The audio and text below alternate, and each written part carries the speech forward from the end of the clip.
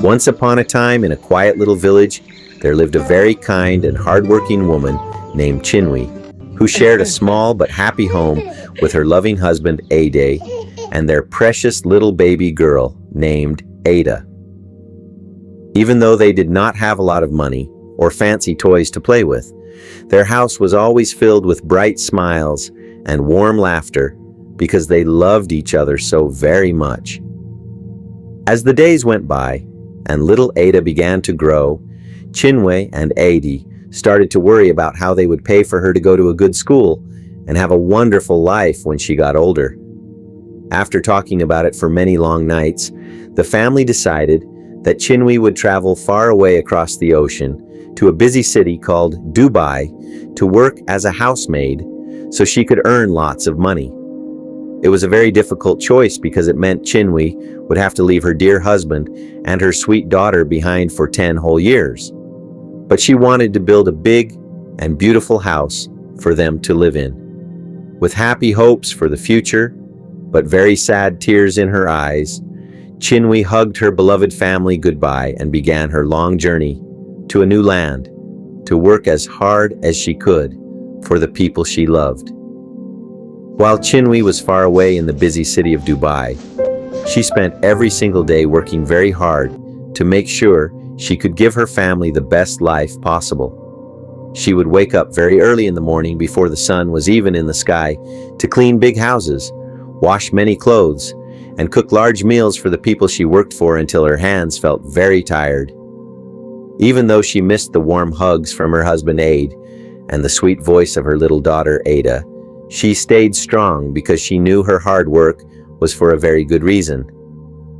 Every time she received her payment, she would keep only a tiny bit for herself and send all the rest of the money back home to Nigeria so that Ade could buy bricks and cement to build their dream house.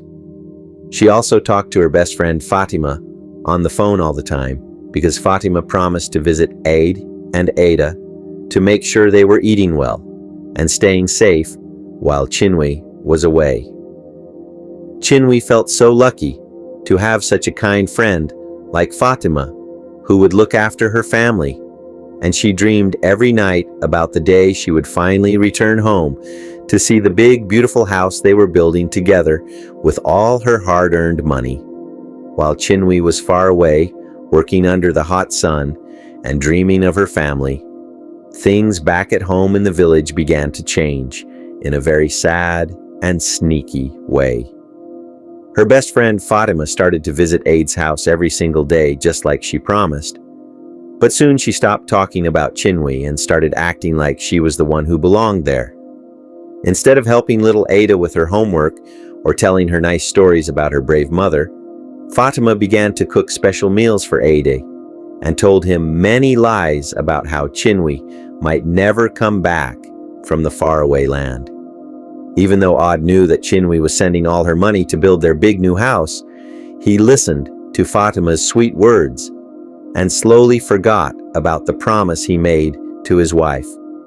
Before long, Fatima and Ad decided to get married in secret, and they moved into the beautiful big house that Chinwe was paying for with her hard work and tired hands.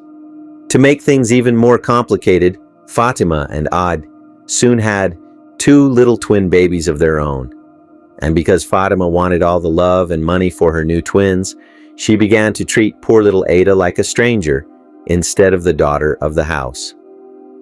As the years passed and the big house was finally finished, with the many bags of money Chinwe sent from across the sea, life became very difficult and lonely for little Ada. Even though the house had shiny floors and many beautiful rooms, Ada was no longer allowed to sleep in a soft bed or play with the new toys that her father bought for the twin babies. Her former best friend, Fatima, who was now acting as the mother of the house, became very mean and told Ada that she must work every day to earn her place in the home that her own mother had paid for. Instead of going to school with the other children to learn how to read and write, poor Ada had to wake up in the dark to sweep the large compound, wash the heavy blankets, and scrub the pots in the kitchen until her small arms felt very heavy. Her father Ade watched this happen and did nothing to stop it because he was too busy playing with his new twins and listening to Fatima's unkind words. Ada would often sit by the gate and cry quietly to herself, looking down the long road and wondering when her real mother would ever return to save her from being a housemaid in her own father's house. The 10 years finally came to an end, and Chinwe was so excited to go home that she could hardly sleep during the long flight back to Nigeria.